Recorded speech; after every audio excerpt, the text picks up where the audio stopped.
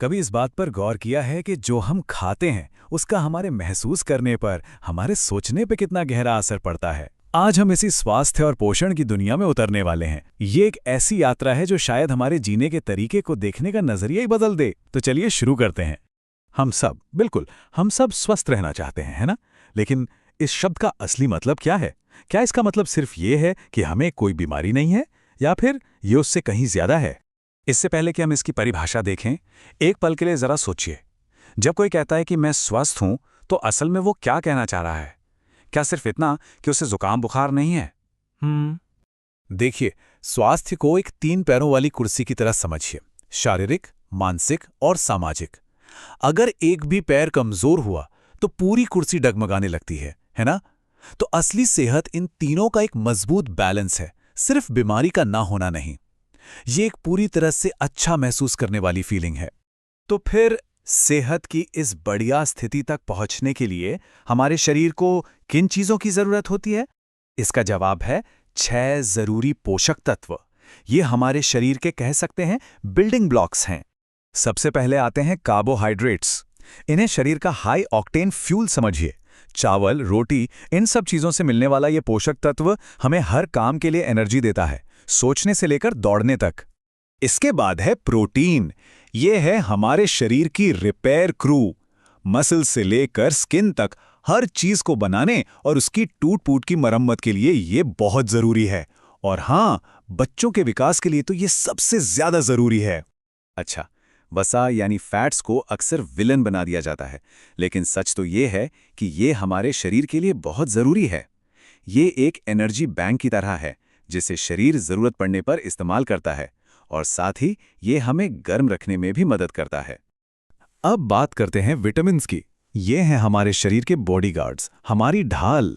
Vitamin C जैसे पोषक तत्व हमारे इम्यून सिस्टम को, यानी बीमारियों से लड़ने की ताकत को मजबूत करते हैं। और मिनरल्स यानी खनिज, ये हमारे शरीर की नींव हैं। कैल्शियम, आयरन, ये सब हमारी हड्डियों और दांतों को ठीक वैसे ही मजबूत बनाते हैं जैसे किसी बिल्डिंग को स्टील की छड़ें बनाती हैं।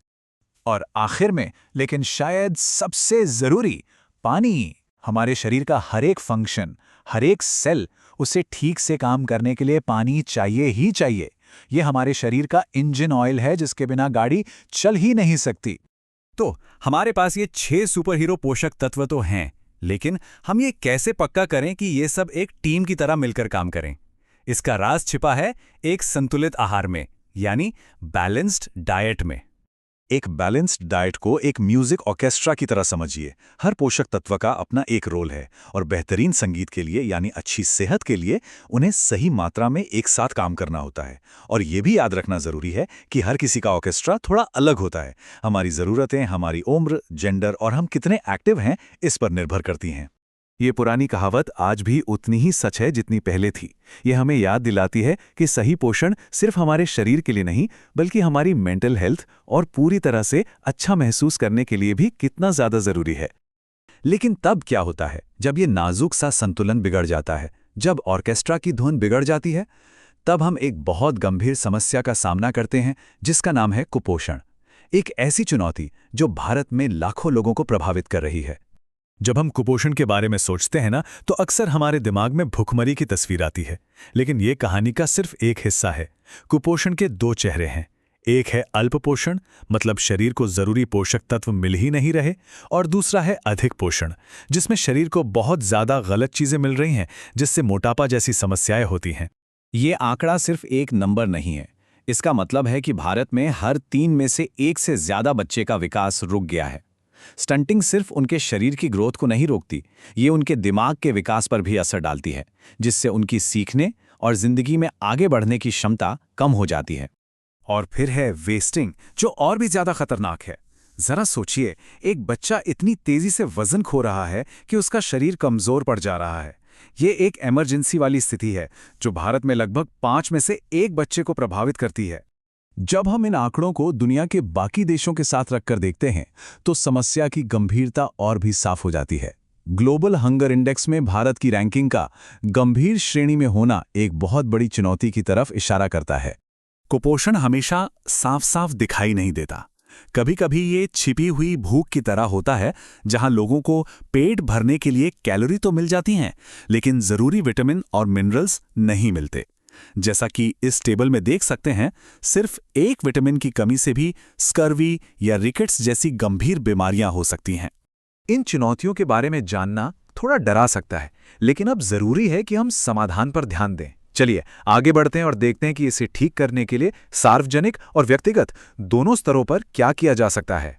अच्छी खबर यह है कि समाधान हमारी पहुंच में है, और वो कोई रॉकेट साइंस नहीं है। साफ पानी पीना, हाथ धोने जैसी आसान आदतें अपनाना, समय पर टीके लगवाना और नवजात शिशुओं के लिए स्तनपान को बढ़ावा देना, ये छोटे छोटे कदम अनगिनत जानें बचा सकते हैं और एक स्वस्थ पीढ़ी तैयार कर सकते हैं। सरकार भी इस लड़ाई में अपनी भूमिका निभा रही है।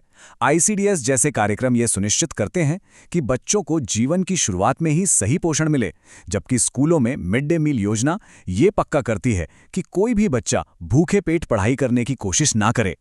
तो आखिर में हम इसी एक सवाल पर आकर रुकते हैं। एक थाली पौष्टिक भोजन किसी के लिए सिर्फ पेट भरने का जरिया नहीं है, ये एक स्वस्थ और रोशन भविष्य की गारंटी है। तो क्या हम एक समाज के तौर पर यह पक्का कर सकते हैं कि ये गारंटी हर एक इंसान तक पहुंचे?